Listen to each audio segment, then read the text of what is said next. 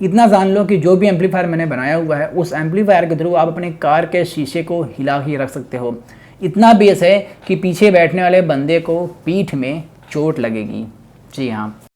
Hello and welcome दोस्तों, मैं हूं आमिश और आप देख रहे हैं आमिश टेक्स। दोस्तों आज की इस वीडियो में हम लोग बनाने वाले हैं एक ऐसा जनरेटर जो कि जनरेटर हुआ नहीं करता है। सिंपल सी बात, मुद्दे पे आता हूं। तो यहाँ पर मेरे पास एक 120 mm का एक फ़ैन है। फिलहाल ये थोड़ा सा ख़राब हो चुका है क्योंकि इसमें जो रिक्वायर्ड वोल्टेज थी उससे थोड़ा सा ज़्यादा मैंने दे दिया, जिसकी वजह से जो इसका हॉल सेंसर है वो अब ख़राब हो चुका है। तो इसलिए मैंने सोचा कि क्यों ना इस ख़राब डीसी मोटर से, जो कि एक फ़ैन है, इससे हम लोग कोई एक जनरेटर बनाएं। क्या इससे जनरेटर बनाना पॉसिबल होगा या फिर नहीं।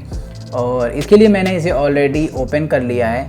यहाँ पर एक बुश के ऊपर एक प्लास्टिक का वॉशर होता है जिसे हमें निकालना होता है, तो वो मैंने निकाल लिया है ऑलरेडी। और फ़िलहाल ये इस तरह से हमें मिल जाता है। तो ये रहा हमारा मैग्नेट और शाफ्ट, ये रहा फिन इसका। तो इसे किनारे करते हैं, हमें इसकी ज़रूरत फ़िलहाल नहीं है। हमें आना है इसके सर्किट के ऊपर।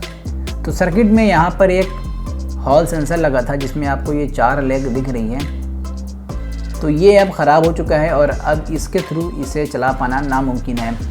तो यहाँ पर अगर आप देखें तो 4 कॉइल नज़र आ रही होंगी। इन चारों कॉइल को सीरीज़ में राउंड किया गया, यानी बाइंड किया गया है। और बाइंडिंग करने के बाद यहाँ पर अगर आप देखें तो 2 स्टील की लेग्स हैं। इन दोनों ही लेग्स पर इस बाइंडिंग का जो आखिरी सिरा होगा ए और बी, वो दोनों ही यहाँ पर कनेक्टेड है।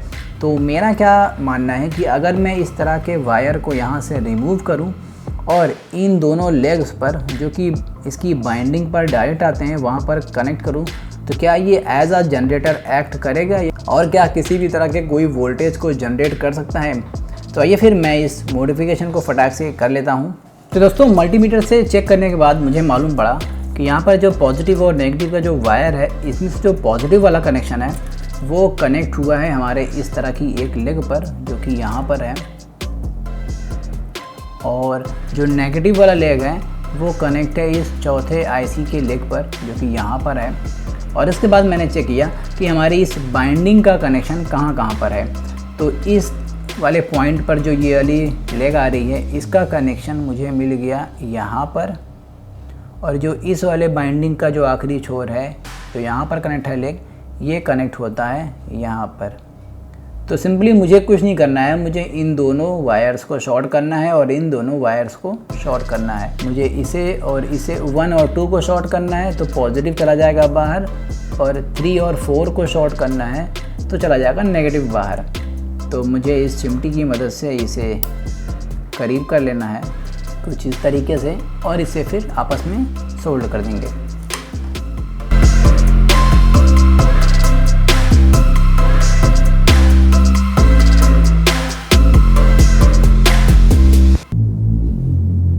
तो जो हमारा सोल्डरिंग पार्ट है, यानी मॉडिफिकेशन जो पार्ट है, वो कंप्लीट हो चुका है।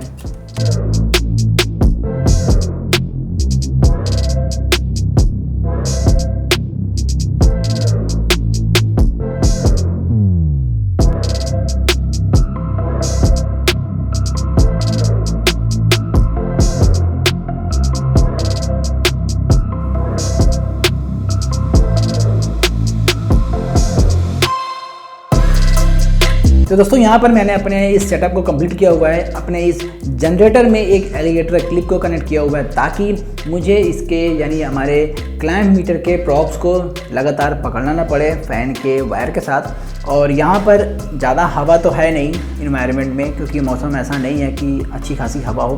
तो हैवी एयर के लिए मैं यहाँ पर एक पेंट स्प्रेयर का ब्लोअर यूज़ कर रहा हूँ। इसके थ्रू आप पेंट स्प्रे कर सकते हैं। ये बिल्ड स्किल का आता है, आई थिंक। अगर आप इसे ख़रीदना चाहें तो खरीद सकते हैं। करीब 1100 रुपये के आसपास में इससे आप अपनी कार, बाइक में स्प्रे पेंट कर सकते हैं। आपको यहाँ पर कुछ मार्क्स भी दिख रहे होंगे। तो इसके थ्रू हम लोग एक अच्छी खासी एयर को फ्लो करवा सकते हैं अपने मोटर के ऊपर, जो कि यहाँ पर रखा हुआ है। तो आइए फिर फ्लो करते हैं इस पर मोटर की ओर। और जिस टाइम ये एक्टिवेट होगा उस टाइम यहाँ पर बहुत ज़्यादा शोर होगा, क्योंकि ये एक ब्लोअर है तो हैवी नॉइज़ प्रोड्यूस करेगा।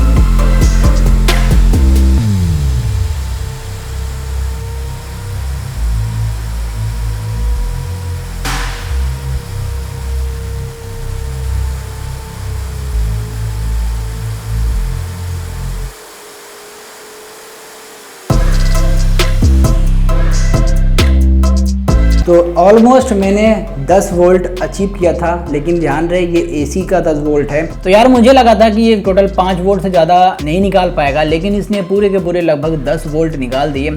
और इससे ये साबित होता है कि मैं इससे किसी न किसी छोटे डीसी अप्लायंस को चला सकता हूँ बाद में एक रेक्टिफायर लगा करके। इसी के अलावा दोस्तों मैंने अपने नेक्स्ट चैनल पर एक वीडियो अपलोड किया जहाँ पर मैंने आपको बताया कि मैंने टोटल 2 एम्पलीफायर्स को यूज़ करके अपने लिए एक बेस बूस्टेड म्यूजिक सिस्टम बनाया हुआ है, जो कि हमारी कार के शीशों को हिलाने के लिए काफ़ी है।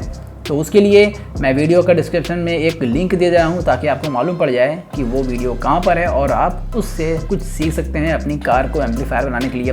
कोई ज़रूरत नहीं है कि आप एक महंगा एम्पलीफायर परचेज़ करो, आपको मैंने बना के दिखा दिया है। इतना जान लो कि जो भी एम्पलीफायर मैंने बनाया हुआ है उस एम्पलीफायर के थ्रू आप अपने कार के शीशे को हिला के रख सकते हो। इतना बेस है कि पीछे बैठने वाले बंदे को पीठ में चोट लगेगी। जी हाँ, तो चलिए फिर मिलते हैं किसी और एक अमेजिंग सी वीडियो में। तब तक के लिए बाय बाय।